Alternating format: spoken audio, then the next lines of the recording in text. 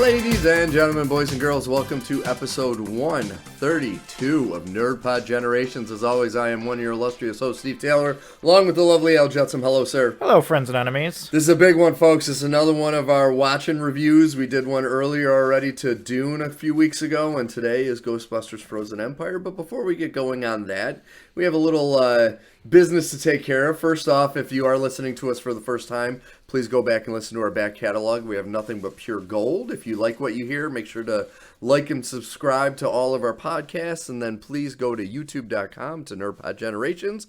Make sure to watch those videos, and there is no images of us, unfortunately. Well, we do have some early on, but the majority of the videos up now are going to be segments of some of our previous episodes.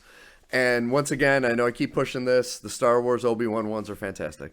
I think the need for our faces is superfluous to what we're doing. And why is that, Al? Because I don't think we're anything to look at. True. And if you do need to see our faces, there are videos that have our faces in them. And also, I think the logo is a better representation of both of us anyway. Who made our logo, Al? Our delightful logo was made by Kortney Howell. And she did a great job. She did an amazing job. I still show people the picture of me, and they're like, how did she do that? I'm like, I don't know. I know. It looks it's incredible. Just like it's me. absolutely incredible. It's crazy. So, but I give her all the credit in the world. Great Yeah. job. So youtube.com, NerdPod Generations. Make sure to look it up, and you can listen to some little bite-sized segments of current episodes and past episodes. We do like to start each episode off, though, with what have you been watching, playing, reading. I'm going to let you kick this one off. Sure. I want to first say ahead of time, in case anybody notices, that is Pippin eating. Yes. He is not eating popcorn, although we did get a lot of popcorn at the theater. I ate more popcorn than I've eaten in years. But just if you hear any rustling noises, that's just Pippin eating. Anybody who's curious and is like, that doesn't sound like a dog eating. He prefers to eat out of snuffle mats, and so hence the snuffling noises. Yes. Anyway, watching, playing, reading. I have been watching X-Men, as I've been calling it, 94. Nice.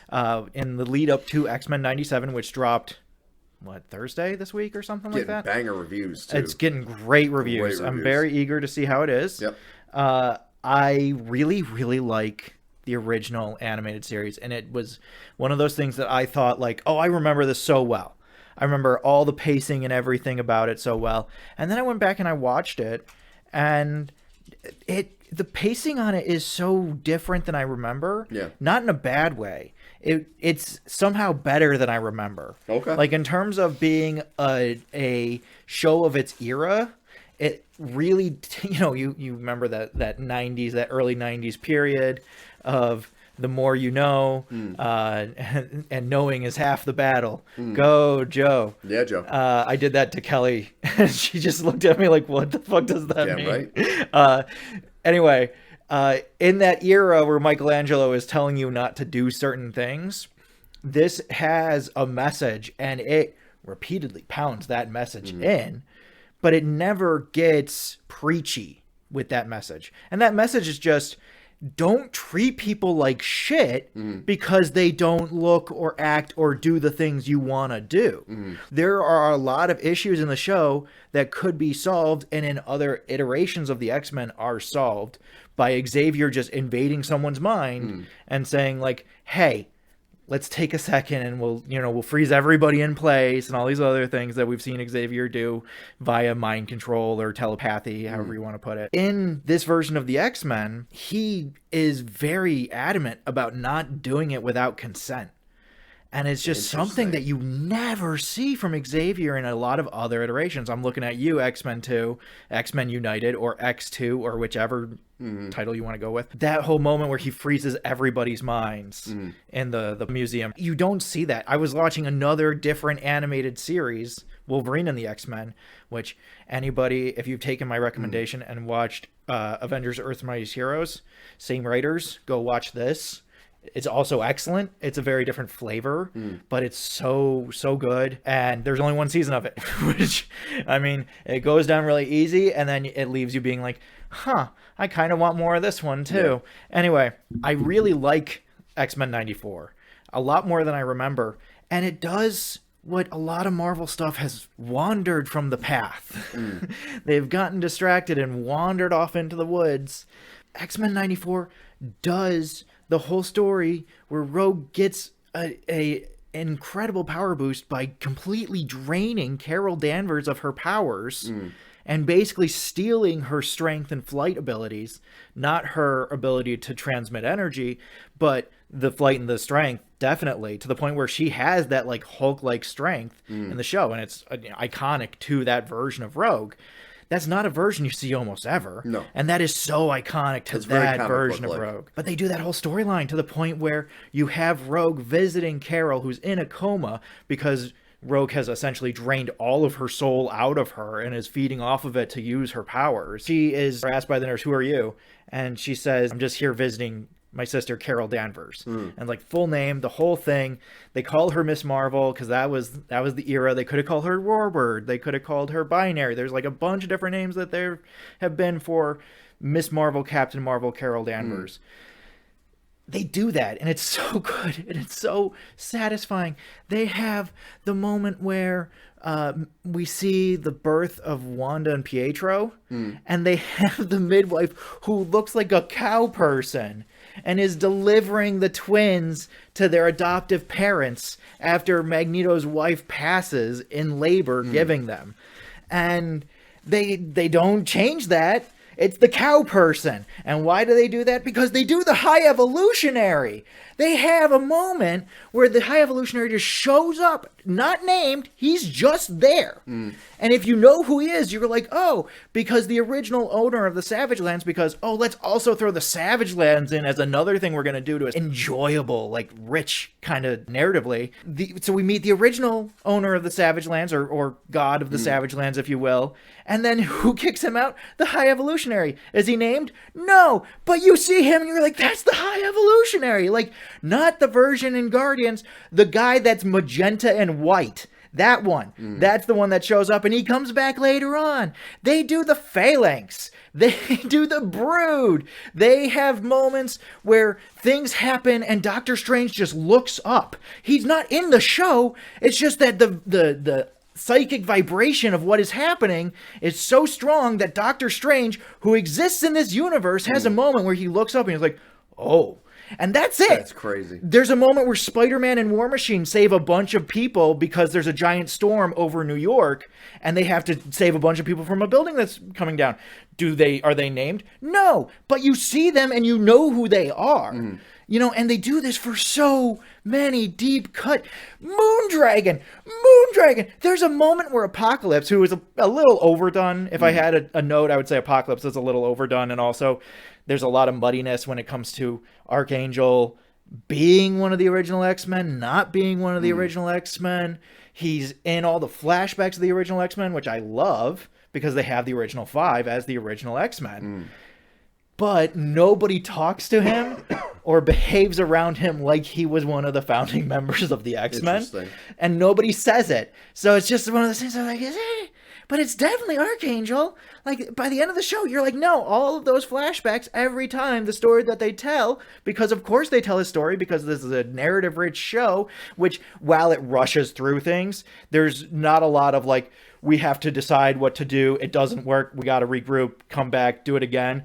There's a lot of, oh God, it's all going so horribly, horribly wrong. I have an idea. We try it. It works. Everybody rolled high enough that it worked. And now we can move on from the problem and just kind of talk about the emotional thing that went with it while still having this fun action sequence. And it doesn't reuse a ton of animation like a lot of other shows do. I love the Spider-Man that was airing at the same time as this. My favorite Spider-Man, one of my favorites, because it was my first.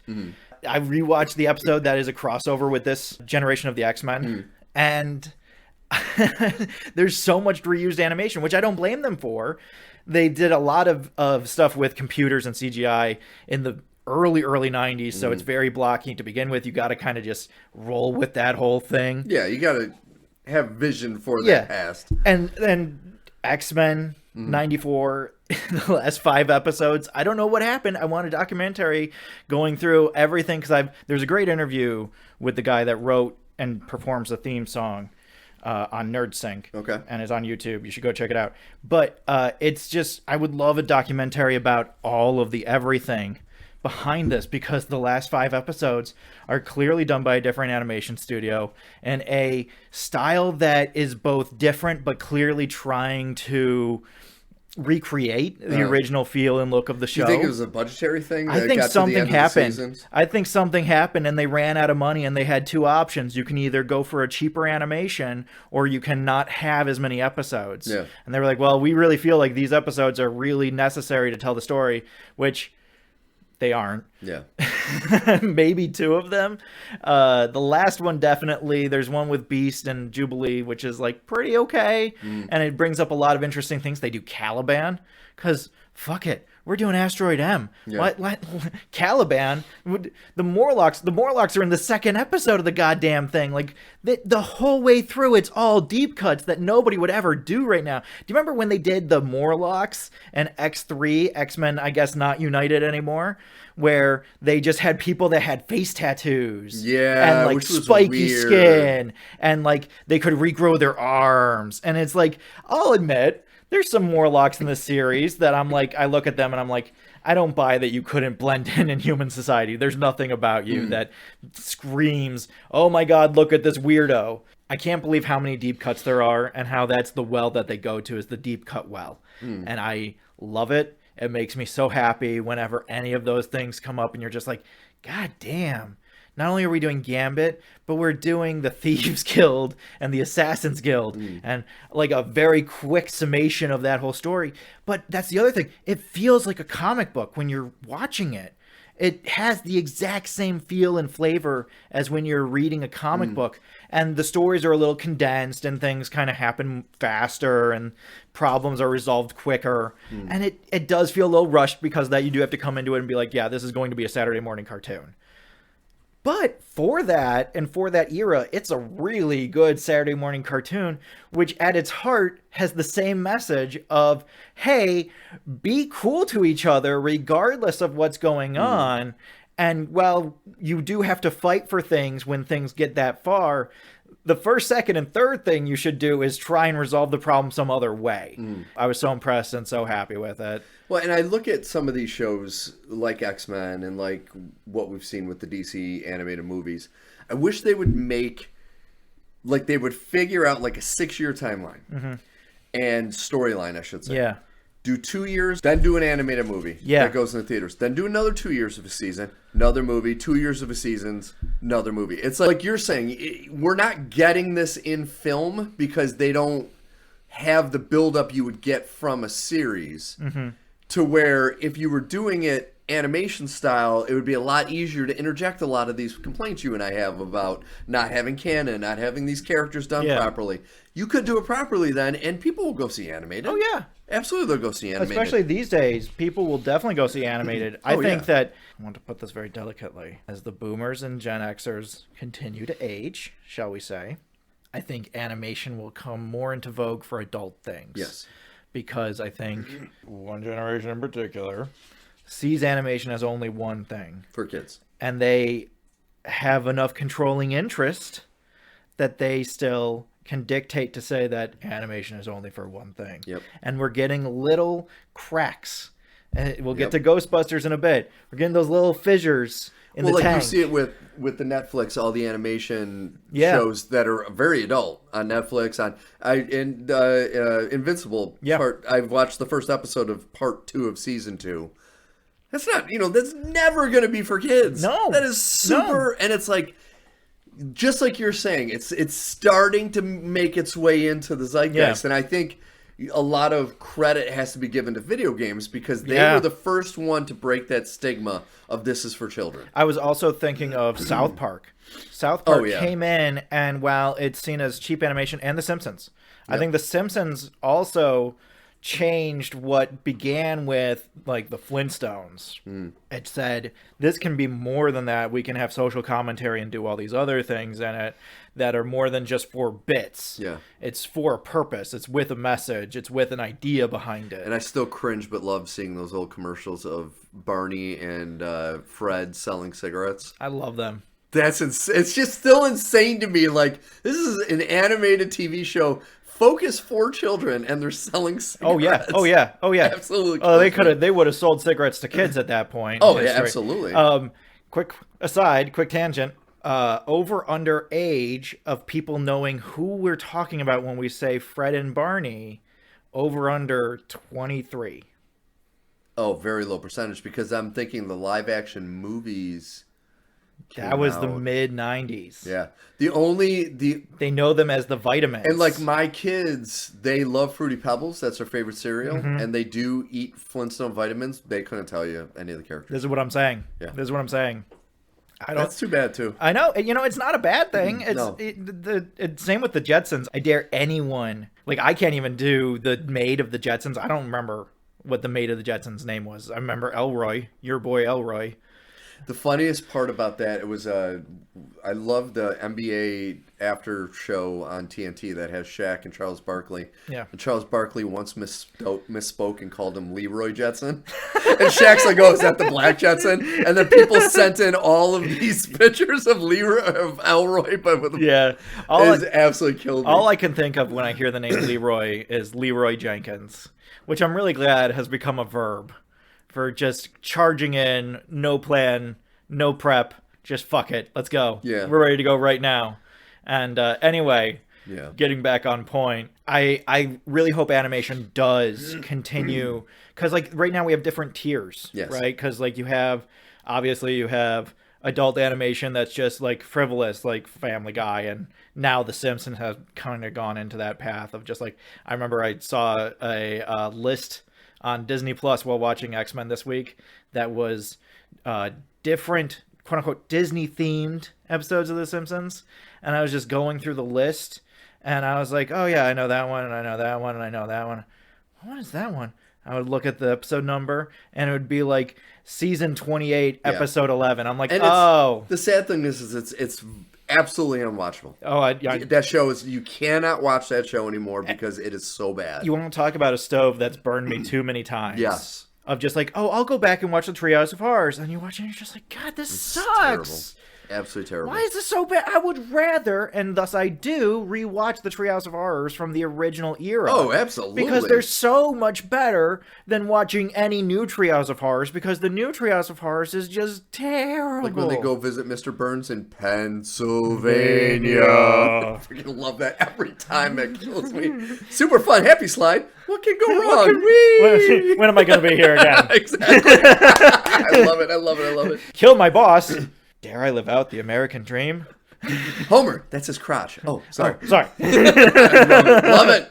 You're right. It's the classic stuff. I just love. It's so good. I love it. Yeah. Anyway. All right. So I'm going to touch real quickly before we go on to Ghostbusters.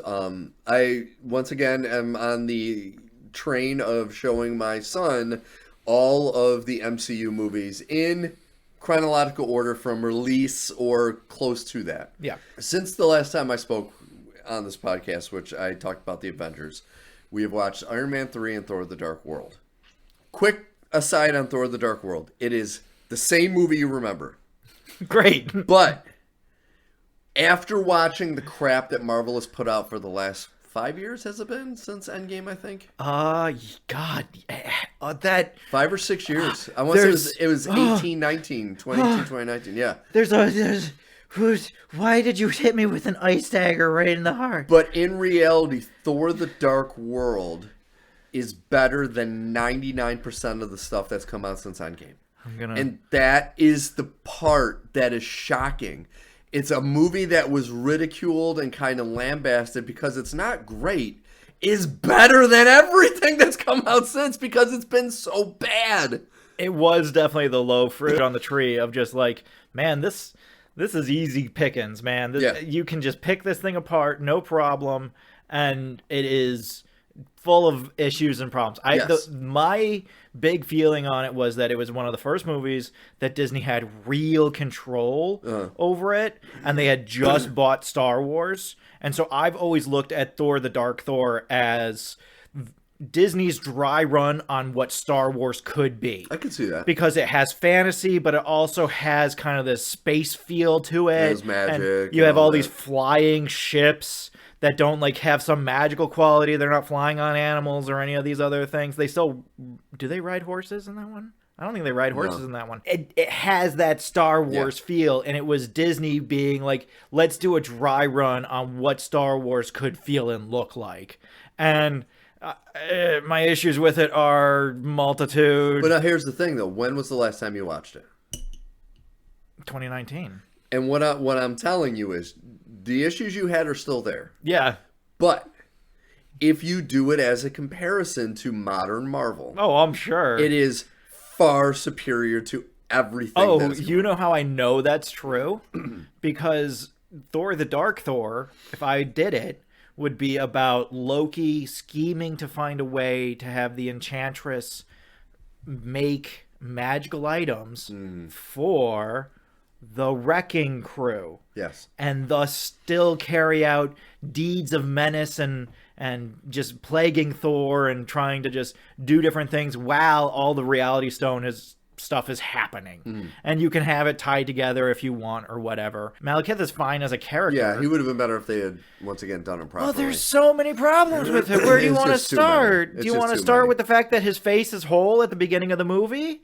I mean, where do we even want to begin? Yeah, no, it's like I said, the problems are still there. Yeah, so it's just that's the fascinating thing about rewatching these. Yeah, though, is you're seeing once again you can't help but compare, especially after eventually we're gonna get to the episode where we're gonna talk about the Marvels and Aquaman at some point, and it's like when you compare it to modern comic book movies, it's a fucking masterpiece. It's like watching Citizen Kane. You're like, oh my god, this is great. I'm gonna tip my hand a little bit. I think the Marvels is still better than Thor the Dark Thor. Oh, not even. I would close. Still put it higher on a list. I think before you make that statement, you have to go back and rewatch Thor the Dark Thor. I don't think I need to. I've seen it 4 or 5 times, it was 3 or 4 more times than anyone needs the Marvels to see is terrible. it. Like the Marvels is beyond terrible. There's nothing. I'm going to tip my hand a little bit. I'm basically, at this point now, I'm showing you all my magic cards. I don't think the Marvels is terrible. I think it's a B-. I think there are elements of it that are so frustratingly bad and so dumb and make no fucking sense. And I think that they just blow a lot of opportunities. I also think that Marvelani is the best thing that's happened to the MCU since, Jesus, maybe even the second coming of Chris Hemsworth. I guess if you count that. I've never been big into Benedict Cumberbatch. I rewatched the Captain Marvel. I still think Brie Larson gets better as Captain Marvel, but I think she's very stiff at the beginning. I think Iman Vellani might be one of the best things that's happened to Marvel since Chris Evans became Captain America. And are there problems? There's an entire Flerken-shaped problem. Oh my god, it's I too can't much. even. It's too much. I can't even. Steve, it makes me so mad. I know, and I'm in shock with your grade. It makes me so mad. But the movie built around that, by and large, is satisfactory in a way that a lot of other Marvel movies, I'm looking at Eternals, Black Widow, that was a bad one. That was frustrating. Ant-Man, I think it's better than Ant-Man Quantumania. I think that I think this is better than Black Panther 2. It's so tough. I can't agree with any of that. But we're getting on a tangent. That's another episode. That's another episode. So I would move on to Iron Man 3. Now that I have explained what I'm going to do with my hand of cards. Iron Man 3, which I was wrong. We also watched Guardians of the Galaxy. There's not much to talk about that. It is what it is still. It's a comedy. I'm sure he loved that one. He absolutely loved it. Laughed his ass off. Yeah. Iron Man 3. This one, all the problems are there. Blatantly still there. It is every problem you will remember that you have with it. But leave it to my son. What do they say out of the mouths of babes? At one point, he looked at me and said, "Where are the other Avengers?" Because we had just watched Avengers. Yeah. So he knew this happens right after the Avengers. He goes, Tony supposedly is dead, and there's a international terrorist organization out to kill him. Where's Captain America? Where's the Hulk? Where's Black Widow? Where's S.H.I.E.L.D.? He was asking, and I'm like, this is the most blatant example. Yeah. I knew this example was in all the movies in some way. This one really was there, though, especially with the news comes out, Tony Stark is dead. Mm-hmm. And this terrorist organization did it. Claims responsibility. But no fucking other Avenger. And they're all still alive. Everyone is still good. The only one that's off-world is Thor. It's like... Yeah. Where's Hulk especially? Like, Tony and Banner have been working on stuff together. So... But, like, Nick Fury? Where's Nick Fury? Fucking nobody! Nick Fury has such a bee in his bonnet about keeping tabs on Tony Stark. He was all about the second one. He was all in the second one. Yeah. And no, this is one of the many reasons I don't like that movie, is that there's, God, if I were in college, the paper I could write. There's this weird give and take with auteurism, which for anybody who doesn't recognize that term is basically like a fancy way of saying the director's vision. Yeah. When a director has a specific vision, your Edgar Wrights, your Quentin Tarantino's, your Wes Anderson's, it's called an auteur. Blame the French. Anyway, when you bring in an auteur and you give them, you say, hey, this is your thing. And then they make it, and it doesn't go with the color of the room and kind of clashes with the way the house is built, and it's just like there's a weird wall here now that there wasn't supposed to be a wall here. That is my issue with it's Shane Black. Yeah.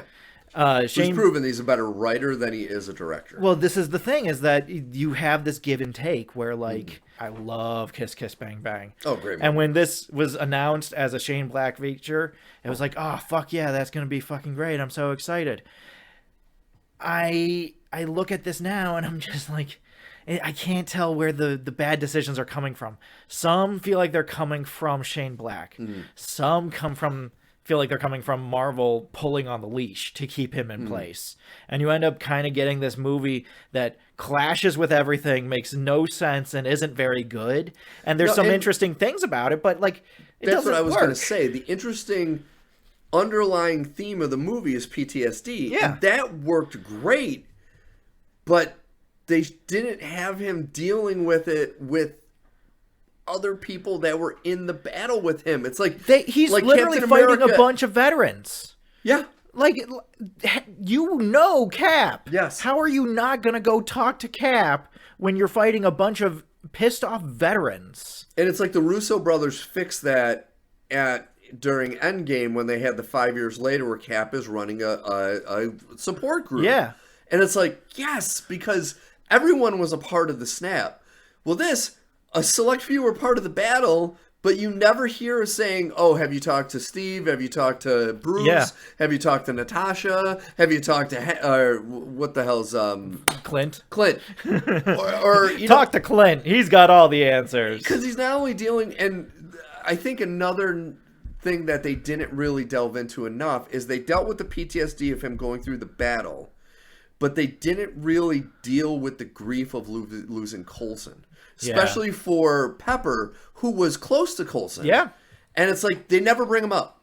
She and calls it's like, him if Phil. you're going to talk about PTSD of this battle, I think you should have delved a little deeper into it and brought up the effects that everyone has about losing what in reality was a friend. Yeah.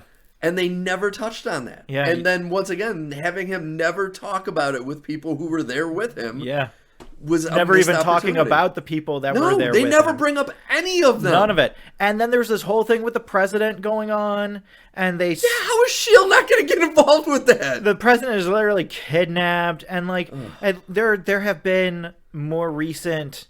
I can't remember what DC project it was. There was some DC movie that I watched recently. I don't think it was Aquaman 2, but it might have been Aquaman 2, where there was basically like this global crisis issue going on. And they were like, oh, but what about blank? But what about blank? And they were like, oh, Superman's off-world, and Superman and Batman are off-world. I think it was Crisis on Infinite. I think that was it. Yeah. And it just like, can't do, so-and-so, or what's going on with so-and-so. And it's just like, they're gone. They're not here. I don't need it spelled out, but I need it at least addressed why no one else is dealing with this. Yes. What Marvel did, I will give them credit. What they should have done after Avengers, because I even can poke holes a little bit, even though Black Widow and they introduce... Yelena? No, I'm talking about Winter Soldier. where you have Black Widow in it. You have some of the Avengers in it. Yeah. But even in that situation, I'm like, Iron Man still would have been a part of this. I know this happened after he kind of gave up everything, but you don't think that Tony Stark would be involved in something that goes back to what his dad kind of worked on? Well, and especially if he can put it in Nick Fury's face that he saved them. Yes. And like I was thinking, like, what would Tony really be doing there? But then I was like, but Tony, he's not involved because, not just because he likes these people, but the way that he likes these people is that he wants to be one up on them in some way. And so he has a golden opportunity. The helicarrier is falling. But like you look at, and I'm not a massive fan of, I still to this day, I'm not a huge fan of Civil War just because I think they screwed up the real Civil War too much. This is how I feel about a lot of things. But that movie, for all the criticism, people were like, well, it's like another Avenger movie. It's like, well, that's what they should have been after Avengers. Yeah. Because they are all around. Yeah. And Iron Man 3 was the biggest fucking one of those that you're like, dude, you should have put in at least one other person. Yeah. Because he at least gets, like I said, in Winter Soldier, he has Black Widow, he gets Falcon, he has Samuel Jackson Nick Fury until he gets killed. Yeah. And it's like, at least there's some people in it. Well, like, I was going to say, I don't understand. The problem with that movie is the third act.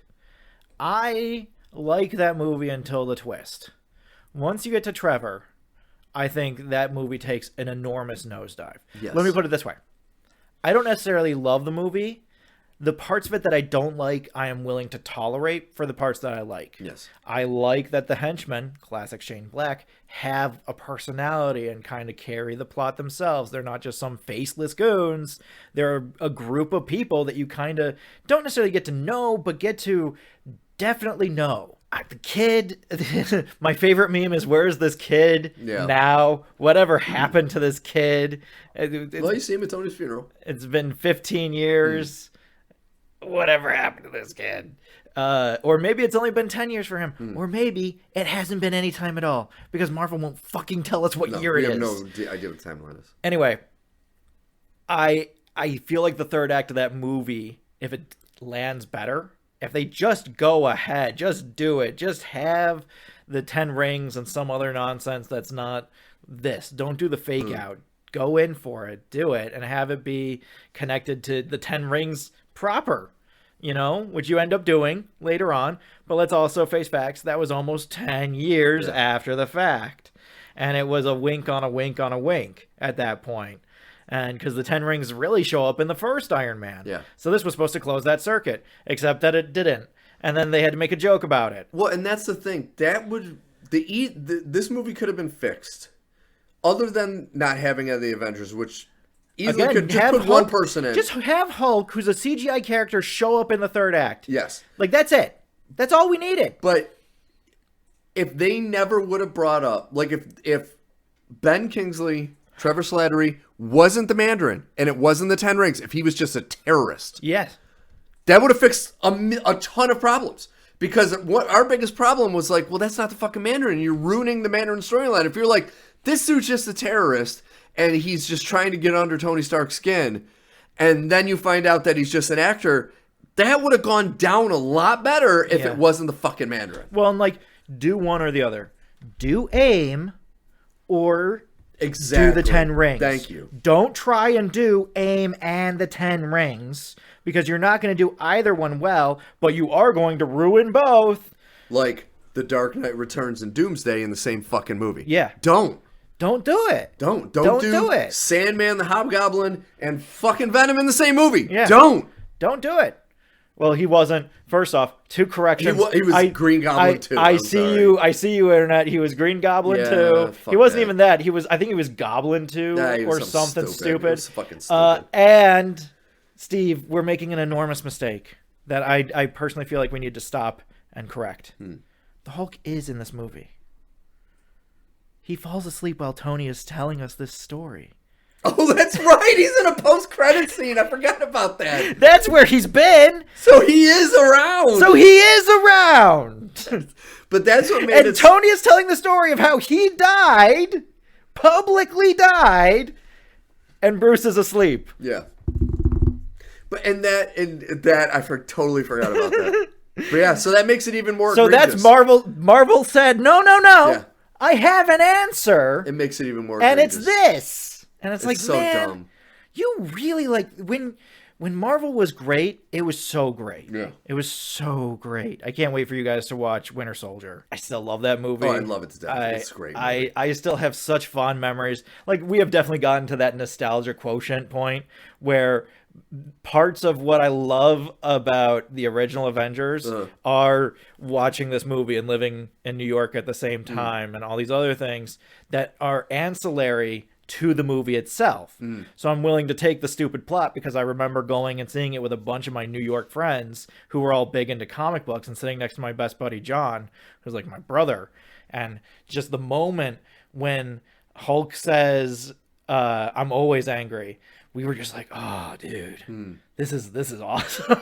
This is so cool. So and it just like, it became an event. Yes. You know, and I will always love it for that. And I fully admit that at some point that quotient is going to get to like a 75% like Secret of the Ooze, where it just like, it's this giant handicap that no one could ever sully to the point of I'm gonna give it a bad grade. It's like, no, it's gonna start out with like a fucking 90. It's just gonna not even burn any of that goodwill.